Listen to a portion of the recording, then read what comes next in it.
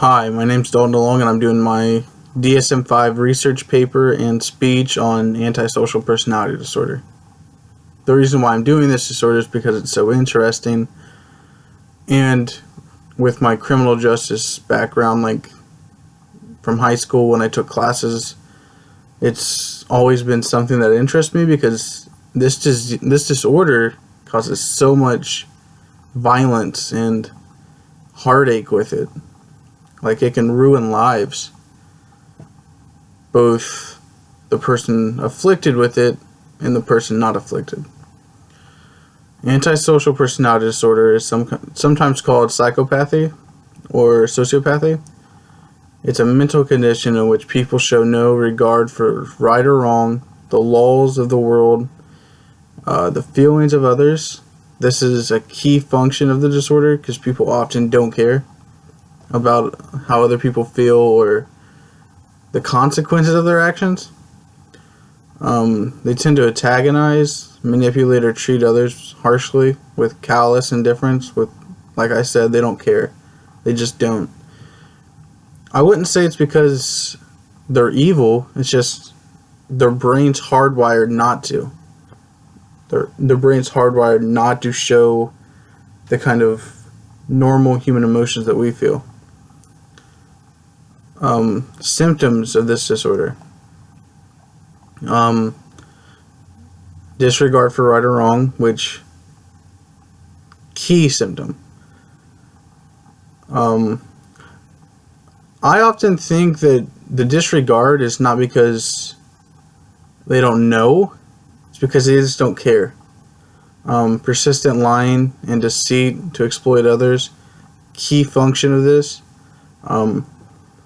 Pathological liar, like I'd say most of the people with antisocial personality disorder are pathological liars. Like they're so good at it because they often lie. Using charm or wit to manipulate others for personal gain or personal pleasure, key function, key symptom. Arrogance, a sense of superiority, and being extremely opinionated. While this one can be difficult to find because most people are opinionated and extremely. And so, sense of superiority, like what powerful person doesn't have a sense of superiority? You know, what person doesn't? But people with this disorder have their sense of superiority is higher than most people. And that often goes along with their persistent lying and deceit or their manipulation. Other symptoms include repeatedly violating the rights of others through intimidation and dishonesty, impulsiveness or failure to plan ahead, hostility, significant irritability, agitation, aggression, or violence, lack of empathy for others, and lack of remorse about harming others.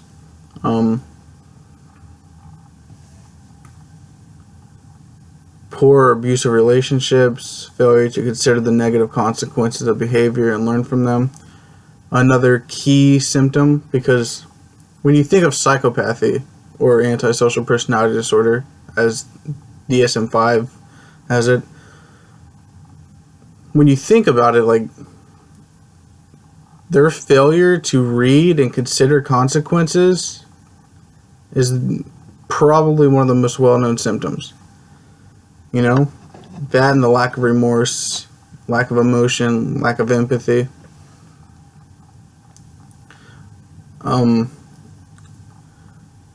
Destruction of property, deceitfulness, theft, violation of rules, which again, it's already stated, but they do. Aggression towards people and animals. If you follow this pattern, you'll see that a lot of these symptoms describe serial killers, which I'm going to use because serial killers often should be diagnosed with antisocial personality disorder. Ted Bundy raped 30 plus women, killed them, and then played the media for a fool. The media was like, how could this guy do these because he was braggadocious, intelligent, articulate. He was everything America envisioned the perfect man was, and they couldn't see this like arrogant yet smart and handsome man being a serial killer, because he could pick up women anytime he wanted, yet he raped and murdered them. Jeffrey Dahmer is another famous example of antisocial personality disorder. He was a cannibal, raped and killed boys, ate them later. Like, what we think's crazy, these people, it could be everyday life. But that's not everyone. Everyone is different. Like, these symptoms vary, like severe to mild. Some people can live everyday lives with this disorder. Like, it's never going to happen. Like, these serial killers, like, they're the extreme example. They're not the everyday person living with this disorder. The cause of this disorder is also a mystery. Some think genetics play a key factor. Others think the environment and their upbringing.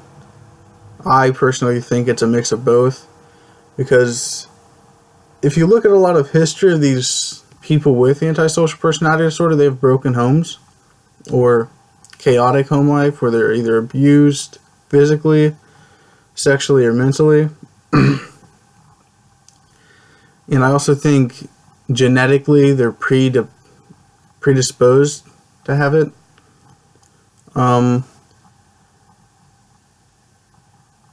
People with this disorder are often unstable, often commit violence, often, not all the time. Drug use. Yeah, thanks for listening.